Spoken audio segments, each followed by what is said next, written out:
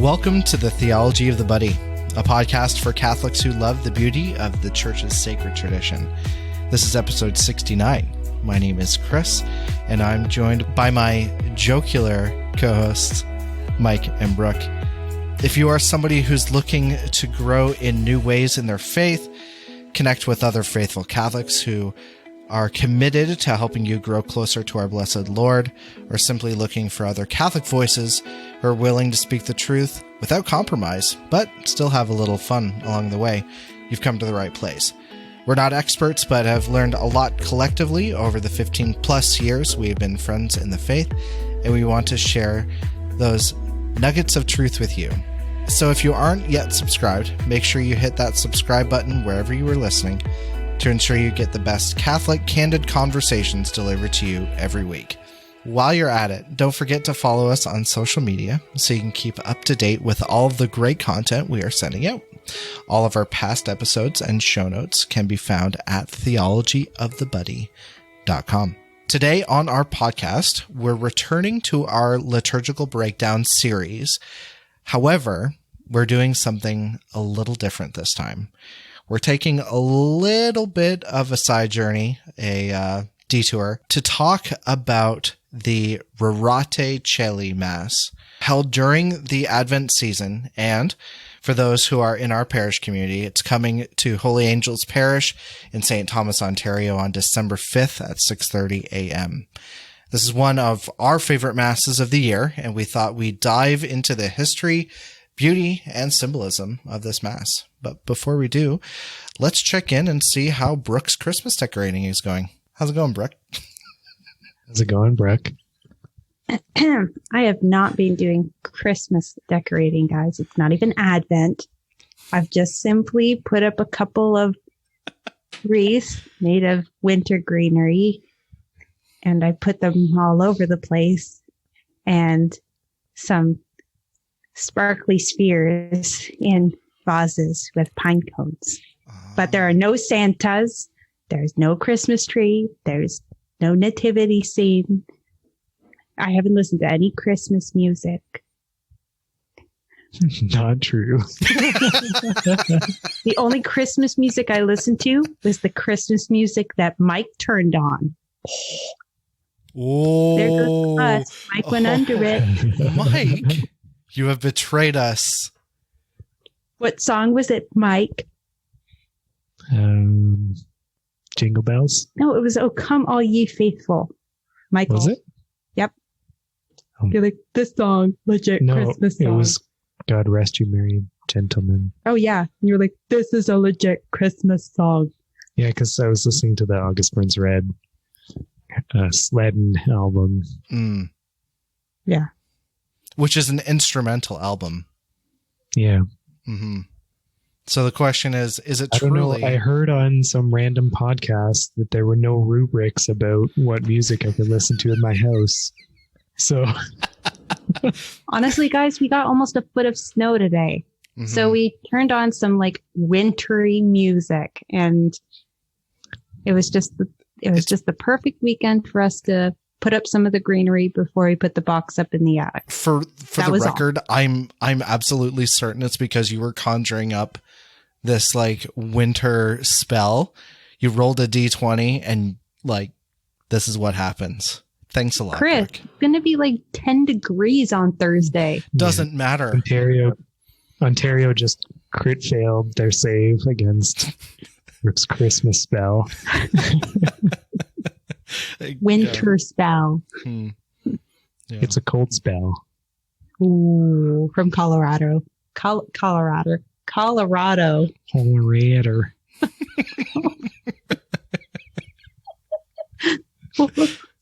What are we doing right now? I don't know. It's been a night, guys. Guys, it's difficulties. Dude, it's been hilarious today.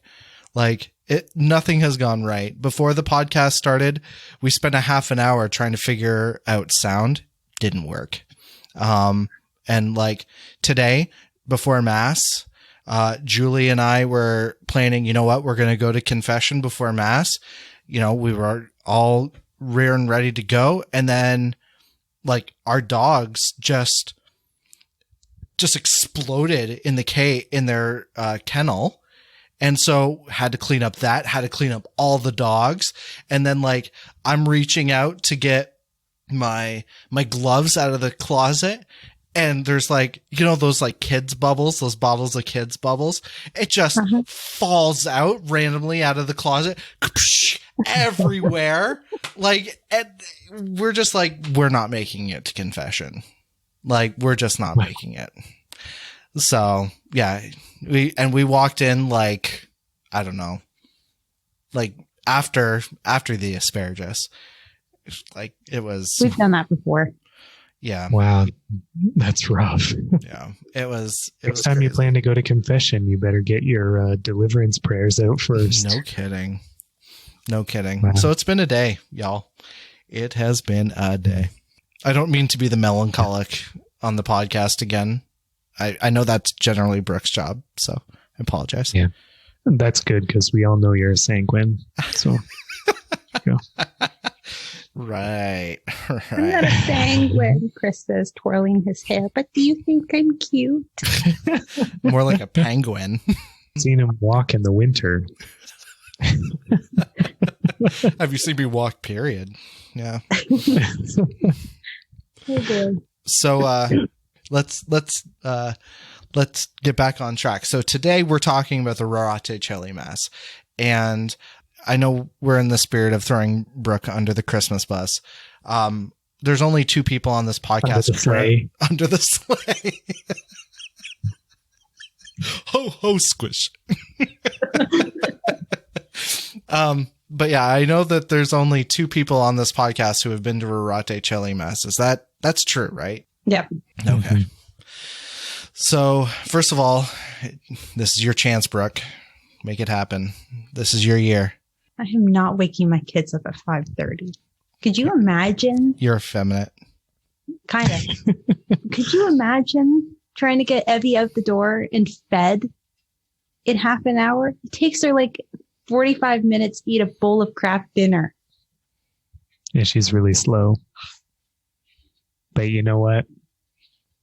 Our Lady would make sure she made it. Why don't you do it? Okay. Okay. Oh, here we go. Everybody on the podcast, you are hearing it now. Mike has been placed with the responsibility of getting the children ready and taking them to a Rorate Caeli Mass at 6:30 a.m. in the dead of winter. So I know you can't do that. Don't test them. Look at those eyes. Those are eyes filled with determination. I was going to say, wake him up even earlier and bring him with me. Yeah, he's like, you got to get him fed. No, they have to fast. They have to fast before Mass. That's what real Catholics do. Come on, Brooke. Yeah, we'll eat after. After Mass. Yeah, we'll celebrate after. Yeah, we'll get breakfast sandwiches, Brooke, afterwards.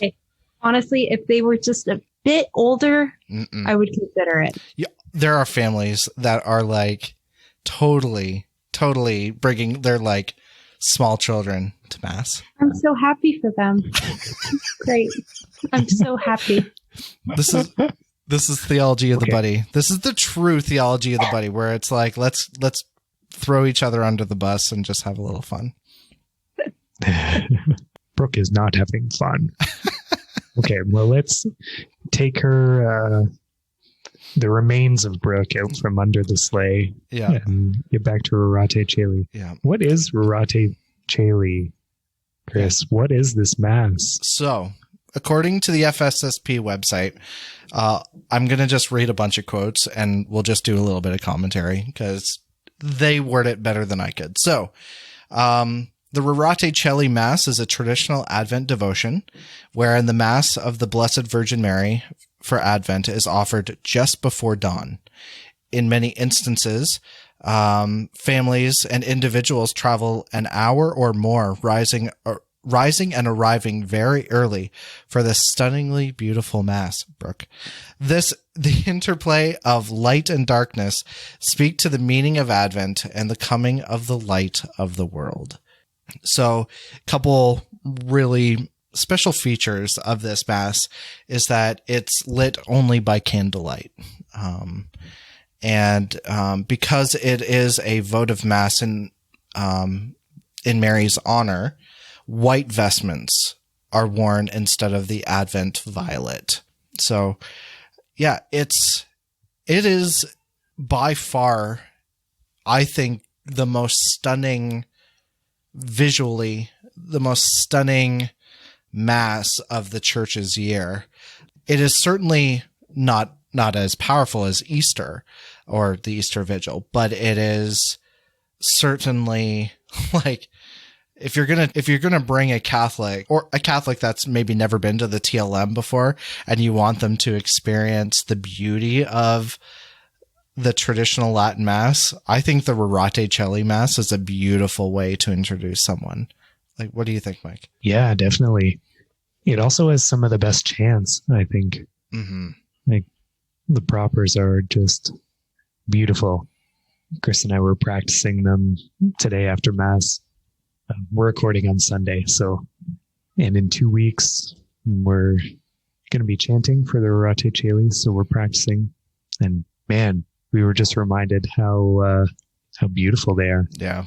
Last year I had been practicing for it, but Julie and I had our son John like just a few days beforehand. So it was actually a powerful experience walking in there with like no hours sleep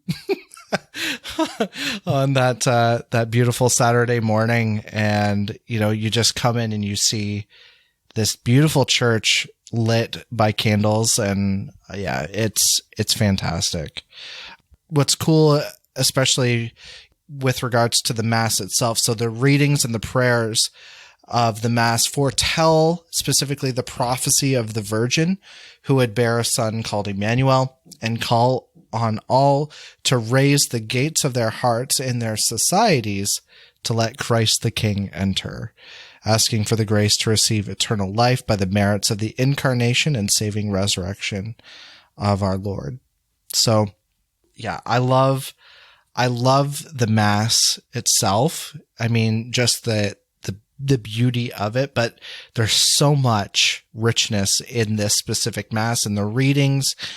And yeah, the Rorate Caeli comes specifically from the introit, right, Mike? Yeah, from Isaiah, I think it's 45. Yeah. And it's just that one line pulled out, right? Basically asking, let the heavens rain down righteousness like the dew. Yeah, or rain down the just one is another translation. Mm-hmm. Yeah, it's absolutely beautiful. Yeah, that one kind of signifies the incarnation more clearly. Mm-hmm. Yeah, so the versicle is Rorate Caeli de super et nubis pluant justum. Drop down dew, ye heavens from above, and let the clouds rain the just one. And then the response is Aperiator terra et germinet salvatorem. Let the earth be opened and send forth a savior. It's beautiful. It's beautiful.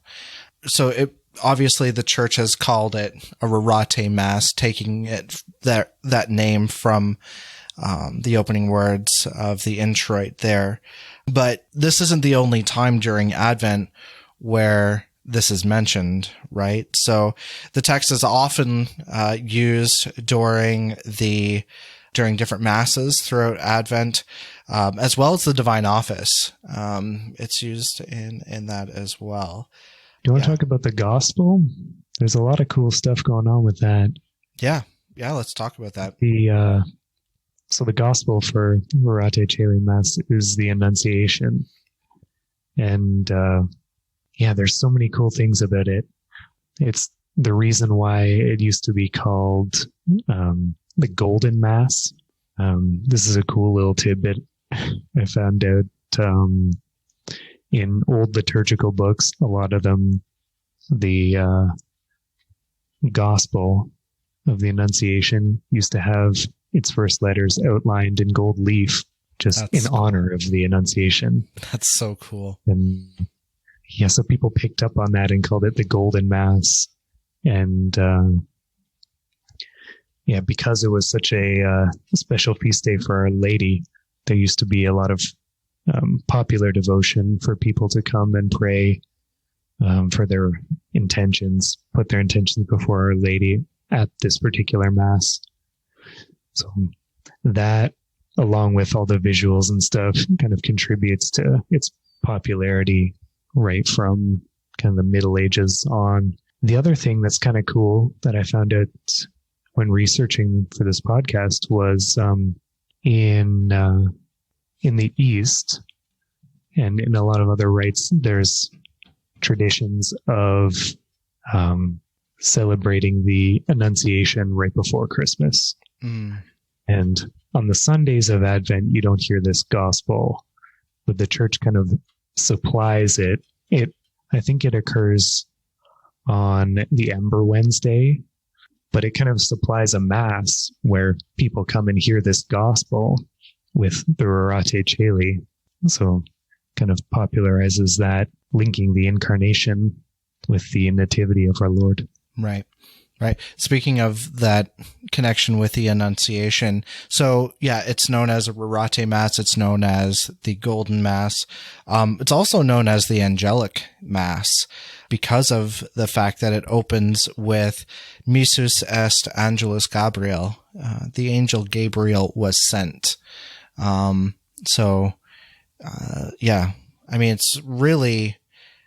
it's so beautiful and so rich. So yeah, just another couple tidbits that I found interesting as well. So, and kind of building off of what you were saying. So according to Ordo Romanus, the 15th, from the 8th century, the Rorate Mass was said on the 7 days preceding Christmas.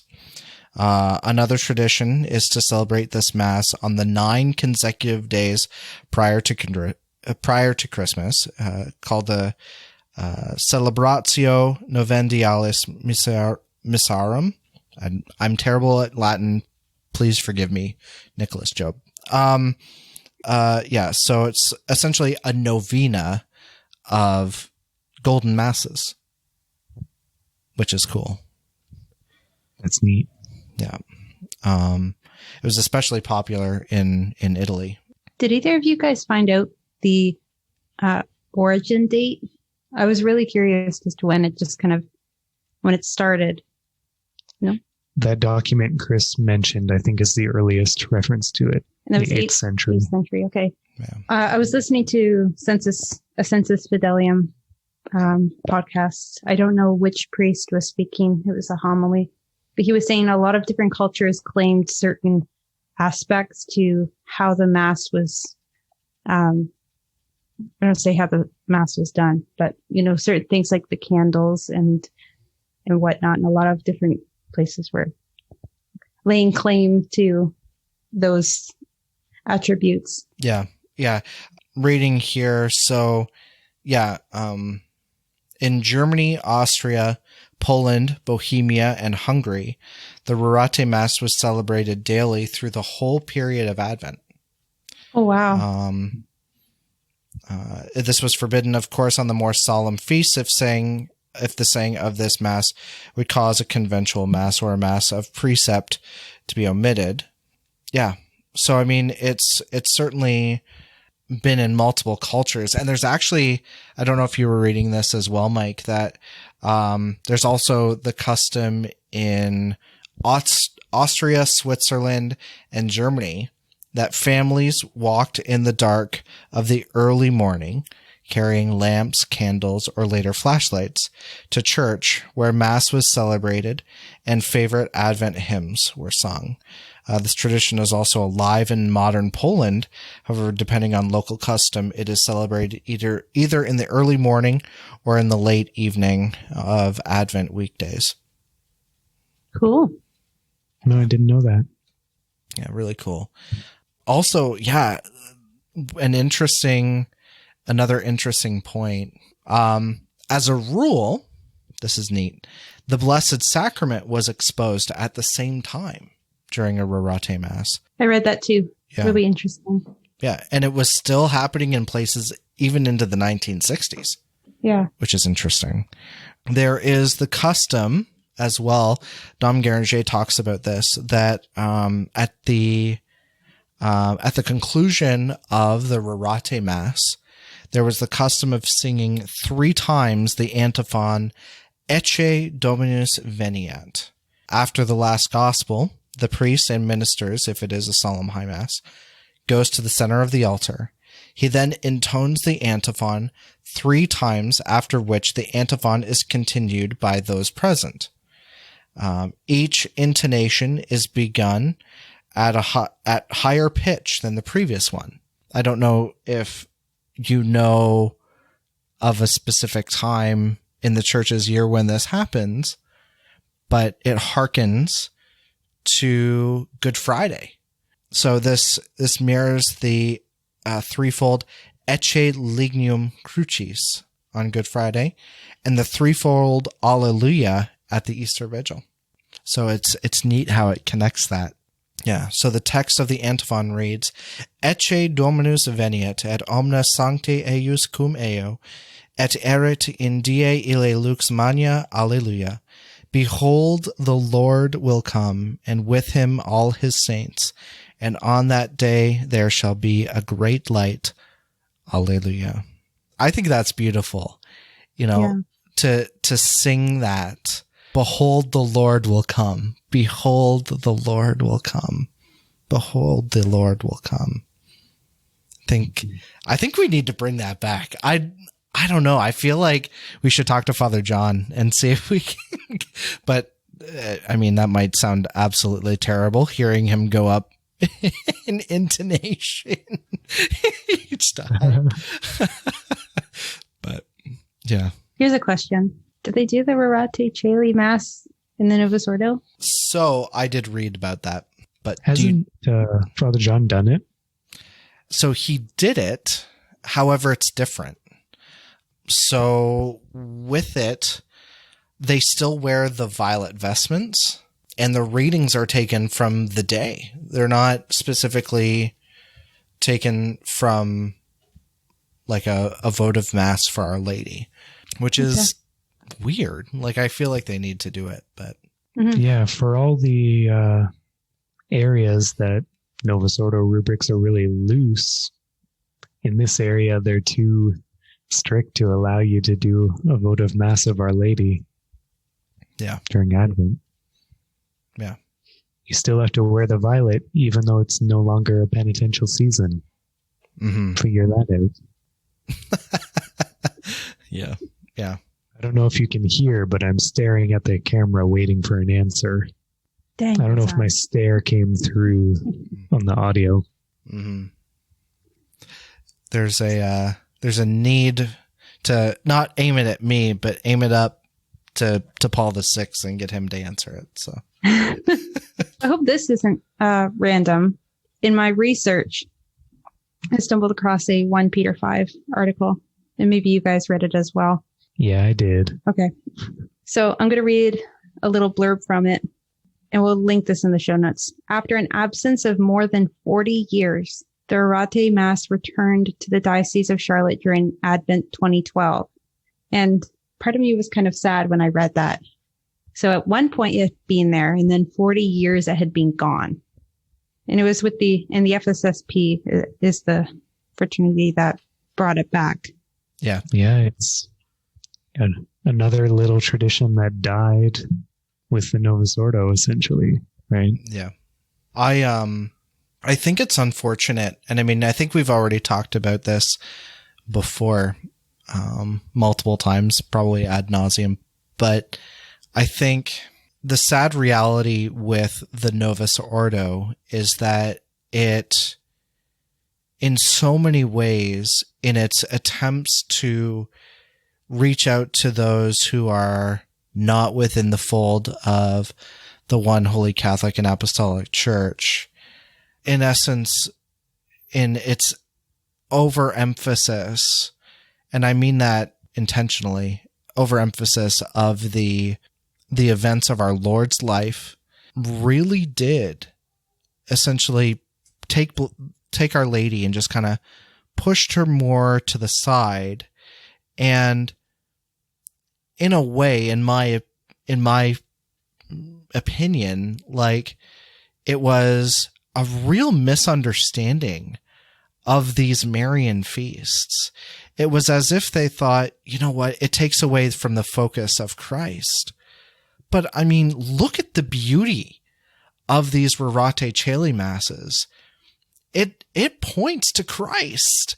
Every ounce of it is a proclamation of the coming incarnation of the Lord, you know, from the fact that it's done before dawn, you know, and the dawn comes up during the mass and fills the church with light. I mean, that is directly what the church has always intended to do with these feasts of Our Lady. It honors her, yes, but it's always pointed to Christ. It's always made you worship the Lord. And I just think it's stupid. Like, even in the Liturgy of the Hours, they can't get away with just honoring Our Lady. Like the responses in the, what's it called? In the invitatory or invitatory. Sorry, invitatory sounds terrible. Invitatory is precious. But yeah, like, whenever there's a feast of Our Lady, it has to make mention of Christ. It can't just focus on the theme of Our Lady herself. Unlike the old Liturgy of the Hours, the old Divine Office, where it had no problem honoring Mary in those times. So I don't know. It just can't let it be implicit, right? Yeah, exactly. There's so much more of an emphasis on nothing can offend the Protestants. Yeah. You know, we always have to act like the Protestants are looking in the windows trying to catch us like worshiping Mary or something. Yeah. Right? Yeah. It's crazy. It's crazy. So, and if they see us celebrating a Marian feast day with candles in the dark, they're going to think we're a cult. Yeah. Wait till they see it at the Easter Vigil. Segue into what I was going to say right there. Yeah. So I was talking to Mike and I was saying how, you know, reading through the description of how the mass was said with only the candles, and how it kind of echoes what we see at the Easter Vigil with only the candles and things starting in the dark. But then at the consecration, you know, it's like this huge triumphant display and all the lights come on and all the statues are unveiled. And at the Gloria, you mean? Yeah. Oh yeah. At the Gloria. Sorry. But yeah, it was just a really beautiful thing to think about. Yeah. Although it happens gradually, but it's kind of the same idea, right? Yeah. But at the Rorate Mass, it stays always in candlelight. But then at the Easter Vigil, like, it starts as candles and then lights and stuff. Yeah. Yeah. I mean, it's kind of different, right? Because, I mean, really, originally, the Easter Vigil would have been done similarly to what the Rorate has done, right? It would have been done in the early hours of the morning leading up to dawn. And not at nighttime?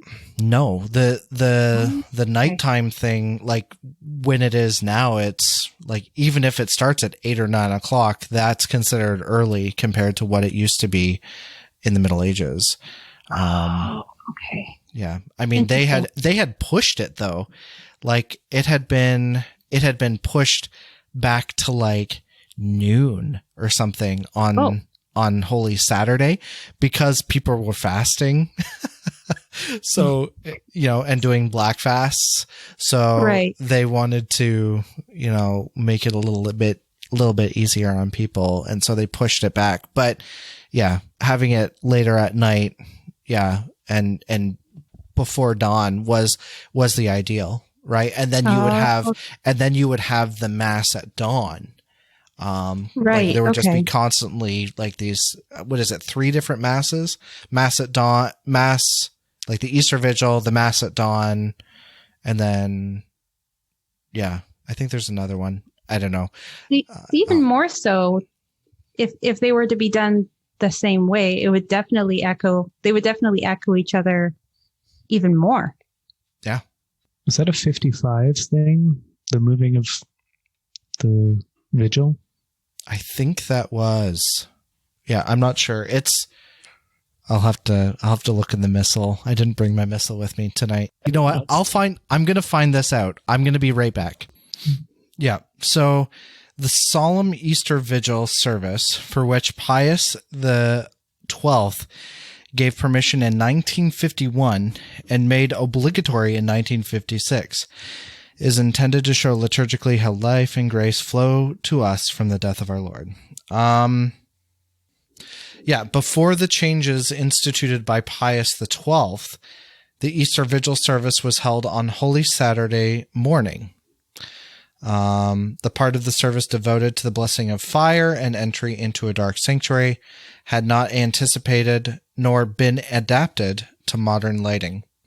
So, starting in 51 on an experimental basis, and then permanently in 56, Pius XII introduced the Easter Vigil, a new celebration of Easter night.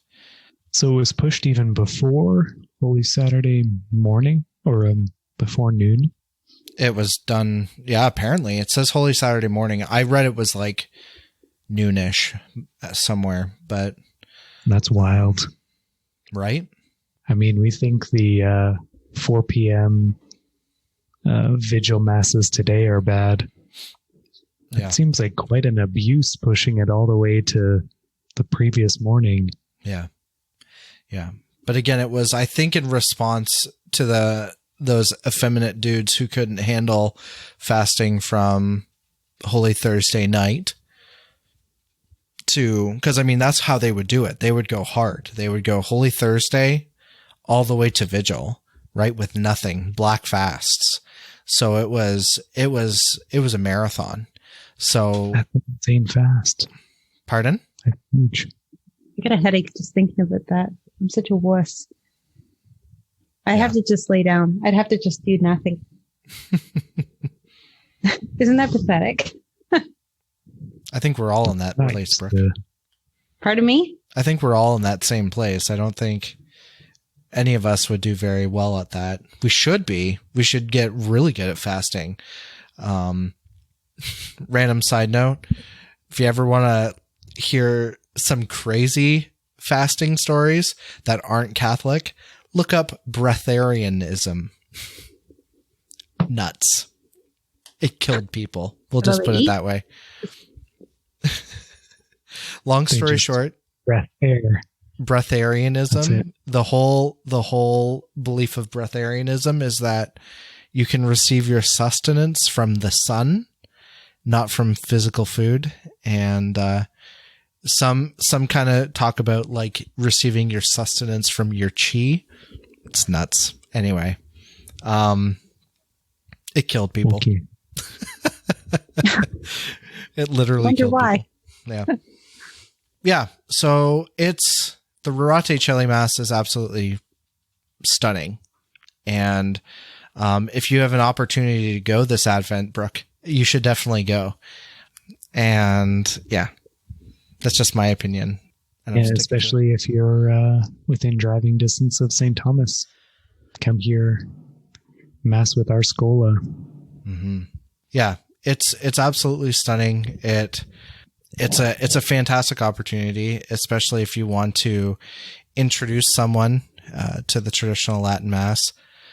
You know, I think beauty is what captivates souls, especially right now. You know, there's so much garbage in the church, you know, by people in the church and in the world, and a real authentic experience of beauty, I think, is really what could lead souls to Christ. And yeah, like, do you agree with that, Mike? I don't know. I don't remember who was saying it recently, but I heard someone say something about this, and it was really profound. Basically, that almost everyone enters the church through either truth or beauty, but that the vast majority of people are drawn in by beauty because basically the door of truth is a narrow door that's mostly open to scholars and academics and people who can actually study theology and study all the evidence and stuff like that. But the common person is usually drawn in by the beauty of the church's rites and teachings. I thought that was really, like, it's simple and it seems obvious once you hear it, but it's profound. Mm-hmm. Mm-hmm.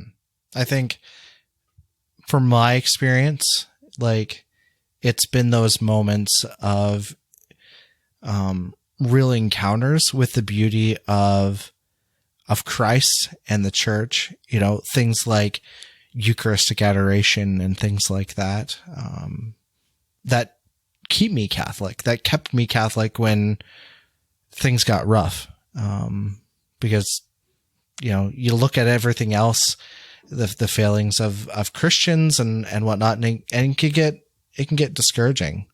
So, you know, I think there's something to be said about being captivated by the beauty of Christ, that it compels you to pursue virtue and continue, you know, following the Lord in those times of difficulty. Amen to that. Mm-hmm.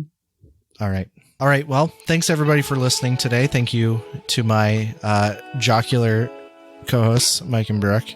And I'm very grateful for you guys. And I'm looking forward to this coming Christmas, where we will not let the government shut us down and we'll celebrate together. And to all of our friends listening, especially to our VIBs, we say thank you for joining us again for another podcast. If you aren't yet, please, we'd love for you to subscribe on wherever you're listening: iTunes, Stitcher, Spotify, Google Podcasts, Apple Podcasts, wherever. So also, we're on social media. You can find us at Theology of the Buddy on Instagram, Facebook, Twitter, and you can find all of our past show notes and episodes at theologyofthebuddy.com. Next week, I believe Mike and I might be getting together again for a Sons of Thunder Reacts, where we talk about Orlando Hall and the question of the death penalty. Sounds awesome. Yeah. So we're going to be responding in particular to a friend of mine, a Catholic youth minister and super popular dude who I love, but who made a post recently stating some pretty erroneous stuff. So we're going to react to that together. So let's do it. Yeah. Yeah, boy. Okay. We'll see you next week. And until then, stay Stay trendy. trendy.